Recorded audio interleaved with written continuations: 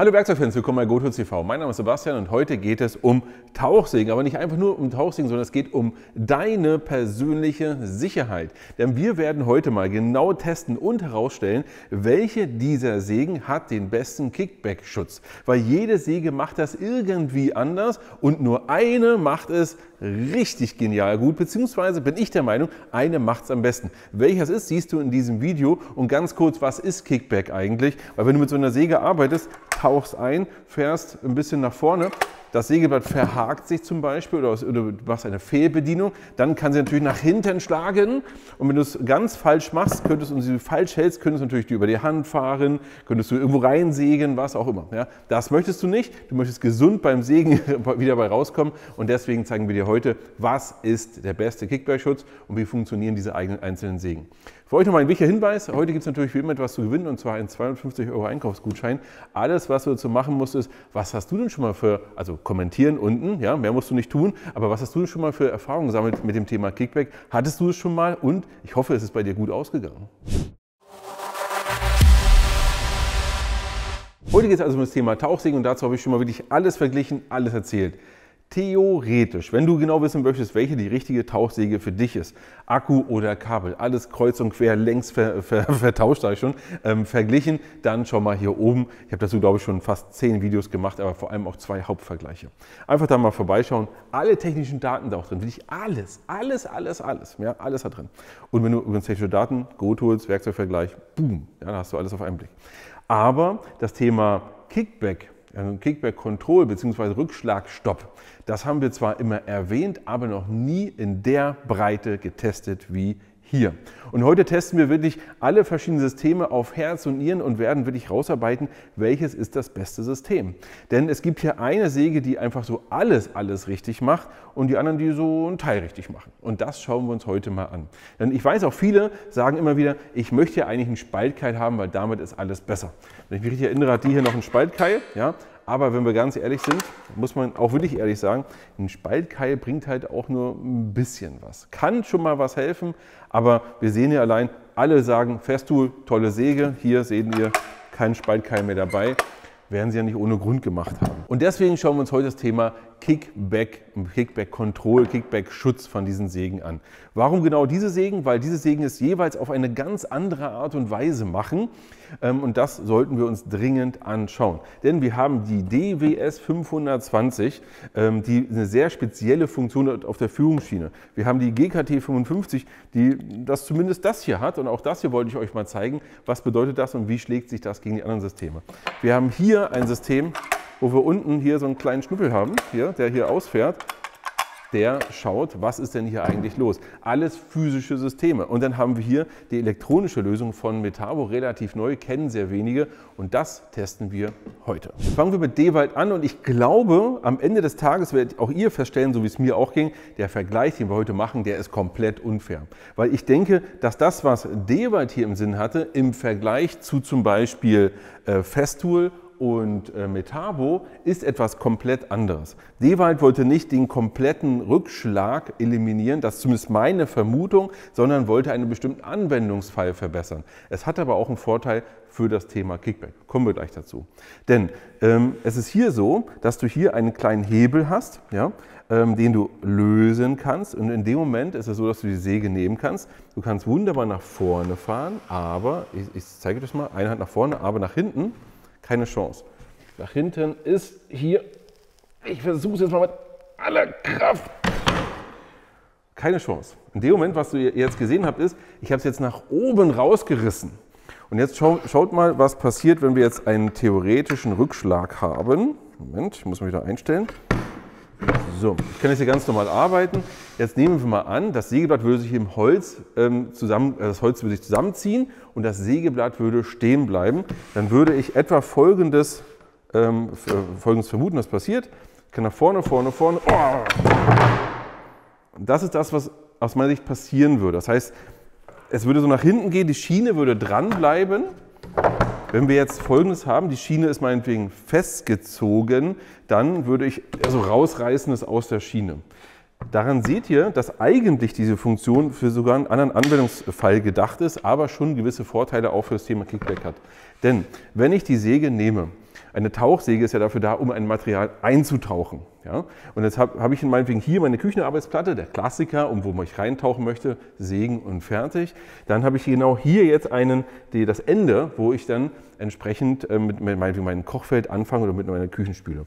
Dann nehme ich die Säge, nehme die los und tauche ein. Und in dem Moment, wenn ich eintauche, kann natürlich Folgendes sein: Du hältst sie nicht fest genug, bist ungeübt, beziehungsweise das Material verhält sich anders, als du es dachtest. Und dann könnte es natürlich sein, dass die Säge dabei so eine leichte Rückwärtsbewegung macht. Und in dem Moment hast du deine Arbeitsplatte durchaus auch schon mal versaut.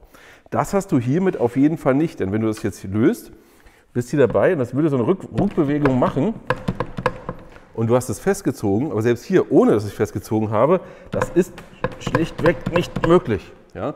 Und genau dafür ist diese Funktion optimal. Ob es auch für einen Rückschlag, für einen richtigen Kickback gut ist, das wirst du gleich im Test sehen. Kommen wir zu Bosch, zur guten alten GKT 55. Hier ist es so, dass wir dieselbe Funktion auch machen können wie bei Dewalt, aber über einen Zusatzteil. Das Teil kann man, glaube ich, kaufen. Das muss dazu kaufen. Ja, genau. Ich bekomme gerade hier das Zeichen. Es kann dazugekauft werden, es gehört nicht zum Lieferumfang. Ihr könnt hiermit aber genau dasselbe machen. Ihr habt jetzt die Säge perfekt ausgerichtet und ihr habt das ja auch genau hier an der Säge gezeigt. Hier ist ein Strich. Genau hier seht ihr, wenn die Säge maximal ausfahrt, würde bis hier gesägt werden. Das heißt, ihr könnt euch zum Beispiel hier einen Strich machen und ihr wisst genau, aha, bis da kann ich sägen. Das heißt, ich kann die Säge jetzt nehmen, kann das für mich perfekt ausrichten, Strich zu Strich, und dann nehme ich dieses Teil, platziere es hinter der Säge, hier, und dann ziehe es fest, und dann ist es so, dass ich auch hier nicht mehr zurück kann. Also die Säge kann nicht mehr in die andere Richtung. Ich kann natürlich trotzdem ganz normal arbeiten, aber ich kann nicht hierhin zurück. Wenn ich jetzt einen Kickback habe, kann natürlich auch sein, dass das mir hilft, aber eigentlich gar nicht. Also ich vermute mal, ihr werdet es gleich im Test auch sehen, dass das eigentlich gar nichts bringt, weil, naja, selbst wenn der Test an der Stelle sagt, ja klar, jetzt habe ich einen super Kickback-Schutz, aber was ist, wenn ich jetzt da bin? Ich kann nicht jedes Mal das hier nehmen. Ich möchte jetzt 10 cm weiter sägen.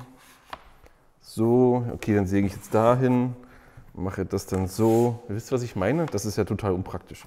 Das funktioniert so natürlich nicht. Das ist wirklich eine Funktion für an der Stelle eintauchen. Das noch ein richtiger Kickback-Schutz ist, schreibt es mir gerne in die Kommentare. So, kommen wir zu Festool. Und ich liebe das, Leute. Dieses Gleiten auf der Schiene, das kann kaum eine Säge so gut wie Festool, wenn das beides aufeinander ist. Das gleitet schon echt gut. Wir haben hier die TS60.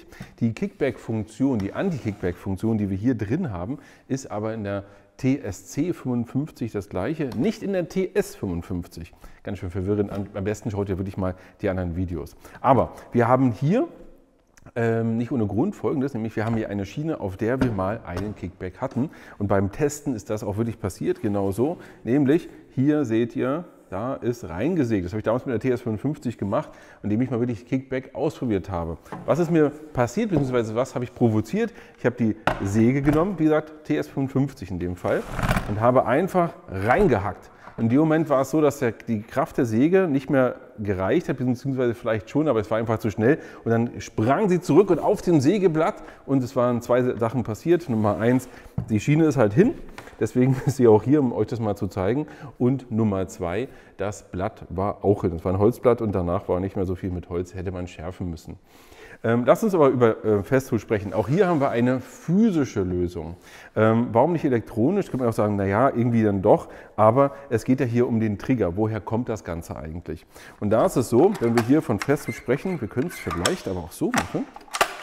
Da sieht man zumindest ein bisschen. Wenn wir bei Festool haben wir Folgendes. Wir haben hier unten so einen kleinen Trigger. Und der macht Folgendes: Wenn ich jetzt normal die Säge hier auflege, dann fährt die ganze Zeit mit.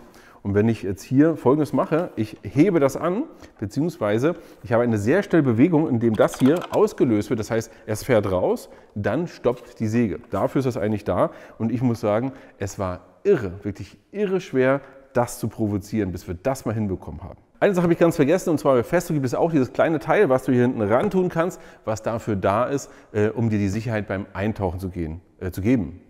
Genau, so sagt man das. Und jetzt zu Metabo. Hier bei Metabo komplett andere Lösung. Das Ganze ist eher elektronisch gelöst, wo man ganz bis zum Ende denkt, eigentlich auch physisch. Denn wir haben hier ein Gyroskop drin.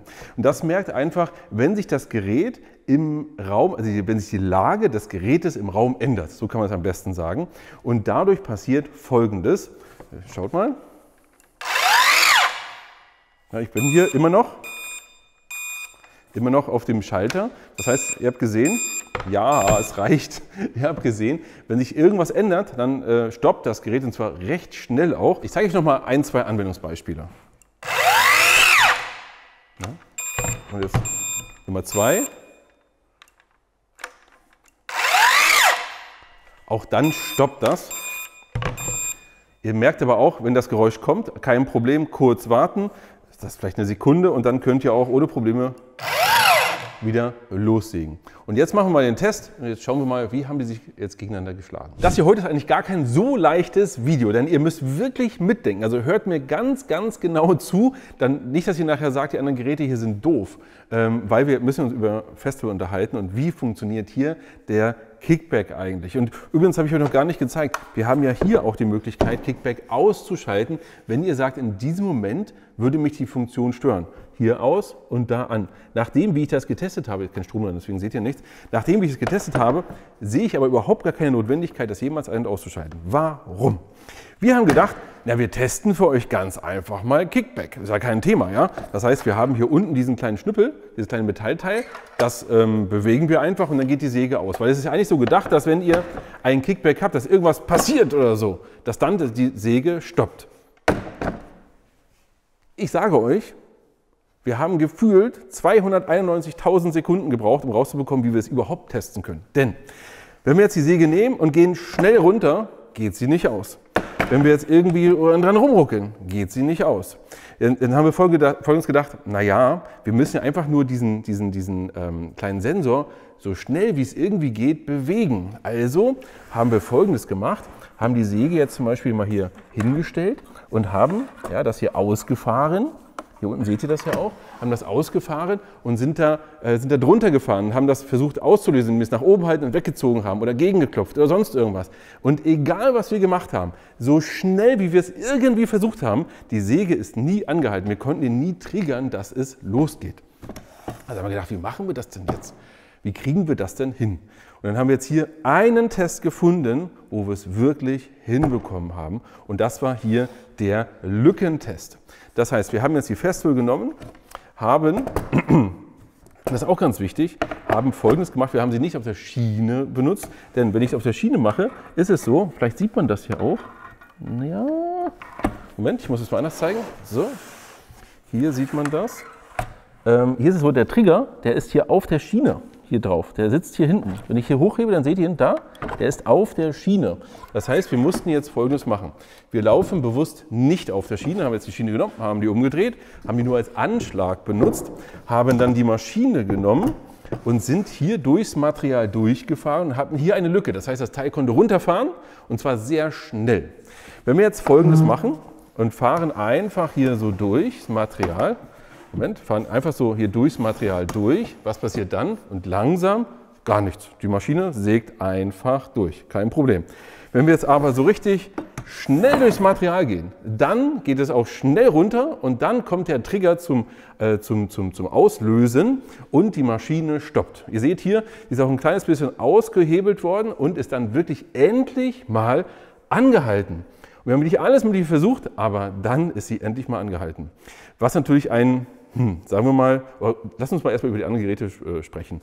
Was haben wir jetzt Folgendes gemacht? Wir haben jetzt also gesehen, die Maschine haben wir zum Stoppen bekommen. Jetzt haben wir die anderen Geräte genommen, haben denselben Test gemacht und was seht ihr? Nichts. Weil natürlich musste auch nichts passieren, weil es gab ja kein echtes Ereignis.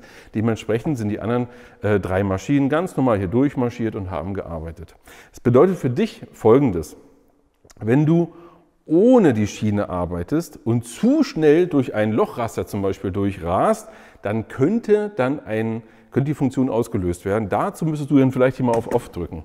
Aber ansonsten haben wir es nie geschafft, diese Funktion auszulösen. Das heißt, dass die Maschine wahrscheinlich diese Funktion auf der Schiene dann auslöst in der absoluten Notsituation und sie nicht möchte, dass es ansonsten ausgelöst wird. Und wir konnten es nur genau so für euch ausprobieren. Ja, aber ihr seht, die Funktion an sich funktioniert, aber nur in absoluten Grenzeinsätzen, so kann man das sagen. Ihr habt ja eben gesehen, es war super schwer, euch zu zeigen, dass es auslöst. Ich habe damit ganz bewusst nicht gesagt, dass es nicht auslöst, sondern es ging darum, es war super schwer, euch das irgendwie zu zeigen. Bei dem Test gar kein Problem. Es wird euch im Herzen wehtun, das finde ich auch nicht schön, das zu machen, aber hier kommt der Hardcore-Test. Nämlich hier haben wir einfach Folgendes gemacht. Wir haben die Maschine genommen, an, volle Pulle und dann reingehackt. Und dabei passiert natürlich Folgendes, du hast genau das, diesen Impuls, dass du eigentlich raus willst, dass die Maschine eigentlich nicht mehr will. Und auch da verhalten sich alle Maschinen irgendwie anders. Nämlich, fangen wir bei Festool an. Bei Festool ist es so, wir hacken rein und dann bleibt die Maschine, stoppt die Maschine, zeigt einem das auch. Und was wir aber nicht wissen ist es der Kickback? Oder ist es der Überlastschutz? Weil natürlich hat so eine Maschine auch einen Überlastschutz, dass wenn der Motor muss jetzt anhalten, weil irgendwas stimmt hier nicht. Welches von beiden es ist, wir können es nicht sagen, aber verlässlich ist es schon so, dass wenn du reinhackst und die Maschine halbwegs im Griff hast, also halbwegs würde ich auch festhältst, haust hier rein, was du so natürlich nicht machen solltest, ja, aber falls es mal passiert, also siehst du es, was passiert, dass die Maschine sehr gut handelbar ist und im Griff ist. Dasselbe haben wir hier auch bei Metabo. Bei Metabo war es im Grunde das gleiche Verhalten. Du hast reingehackt, die Maschine hat gesagt Ende und hat aufgehört. Auch hier sehr verlässlich, sehr schnell. Bei der Bosch wiederum war es ein anderes Verhalten. Bei der GKT 55 würde ich persönlich sogar vermuten, es liegt daran, dass es schon eine deutlich ältere Generation als die neuen Maschinen ist. Denn wenn du hier reinhackst, auch da sagt die Maschine, oh, hier stimmt irgendwas nicht, aber sie möchte eigentlich nachregeln, nämlich die Drehzahl wiederherstellen. Wir haben ja hier auch eine Drehzahlregelung, das heißt, die Maschine möchte immer das Blatt auf derselben Geschwindigkeit halten. Jetzt hacke ich hier rein, dann passiert Folgendes, die Maschine geht nicht sofort aus, sondern sagt so, ich möchte doch noch weiter. Also sie hackt so ein bisschen noch nach und dann geht sie erst aus. Das ist bei Dewalt sogar noch mehr, weil die Maschine hat eine unbändige Kraft, das ist irre stark und der macht sogar noch etwas mehr. Was mich dazu bringt, euch eine Sache will ich nochmal ans Herz zu legen.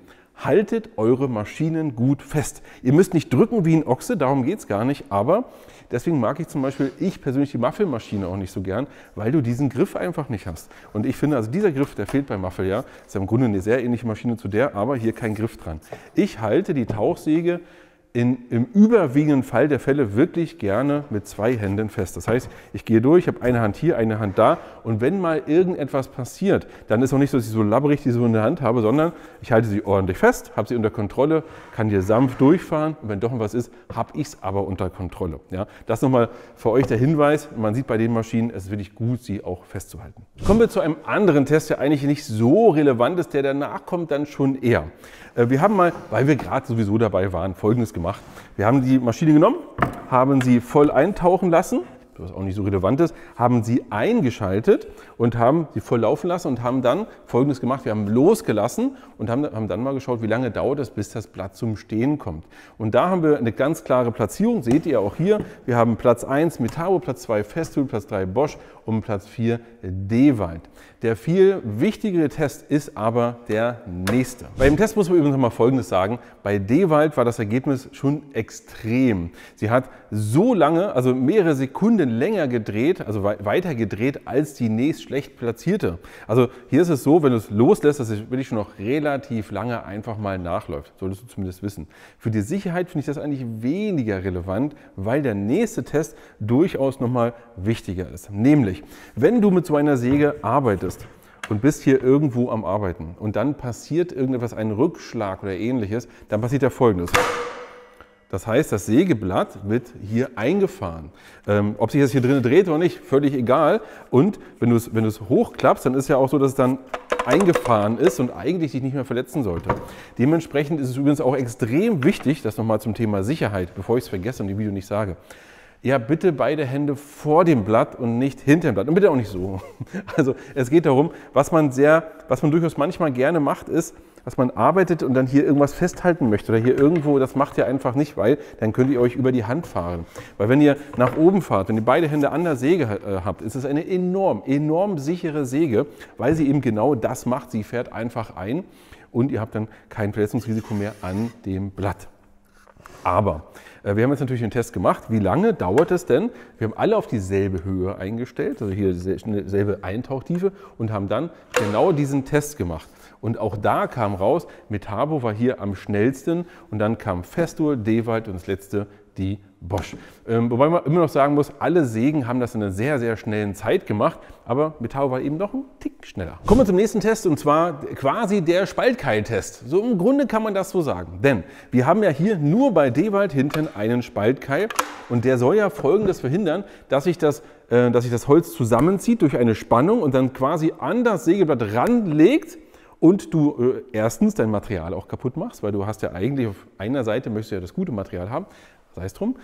Und dass du aber vor allem eine Sache nicht hast, dass du dann diesen Rückschlag auch nicht hast. Den habe ich schon ein, zwei Mal erlebt und wenn man das nicht gewohnt ist und die Maschine nicht unter Kontrolle hat, dann kann das schon sehr unangenehm sein.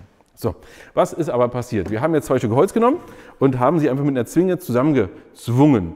Und dann ist Folgendes passiert. Die Metabo ist stehen geblieben. Ob das jetzt Kickback und Überlastschutz ist, wissen wir nicht. Dasselbe bei Festool. Sie ist auch stehen geblieben, was erstmal per se so vom Verhalten her völlig okay war. Bei Bosch war es so, dass die Maschine irgendwie nicht so richtig aufhören wollte. Ja? Wir haben sie zwar ausbekommen, aber sie wollte einfach irgendwie weitermachen. Okay. Bei der Dewald ist es so, dass wir hier den Spaltkeil ja haben, also unten stehen haben und dann auch versucht haben, das hinten natürlich dann zuzudrücken.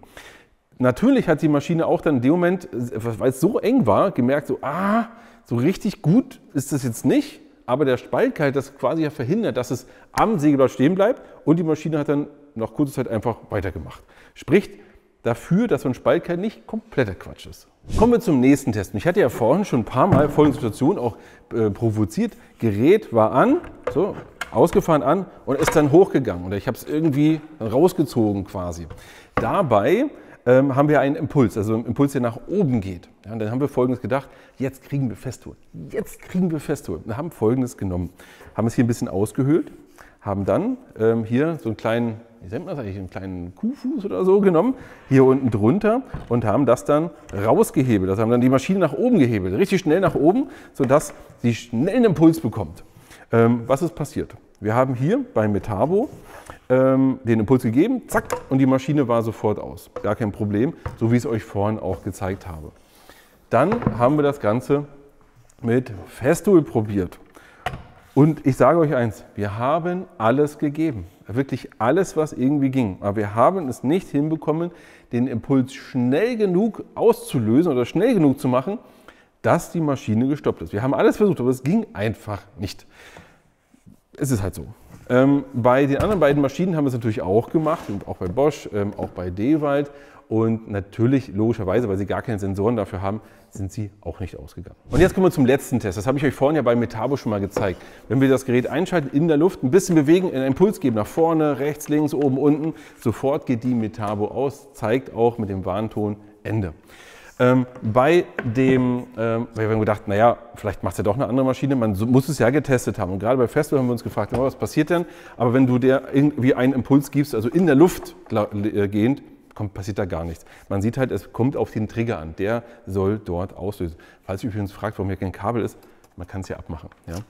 Dasselbe Ergebnis haben wir hier auch bei Dewald und dasselbe Ergebnis haben wir auch bei Bosch, nämlich nichts. Da passiert einfach nichts, die laufen einfach weiter. Und jetzt kommen wir auch mal zum Fazit. Man kann die Geräte ganz klar erstmal in 2 verschiedene Kategorien einteilen. In Bosch und Dewald, die im Grunde nur eine Funktion haben, dass sie beim Eintauchen nicht zurückgehen. Bei Bosch haben wir ja wirklich nur genau das. Bei Dewald, wenn wir uns irgendwie unsicher sind, dass hier vielleicht was passiert, kann das schon etwas bringen, dass es nicht nur beim Eintauchen ist, sondern dass du auch beim normalen Sägen das benutzt.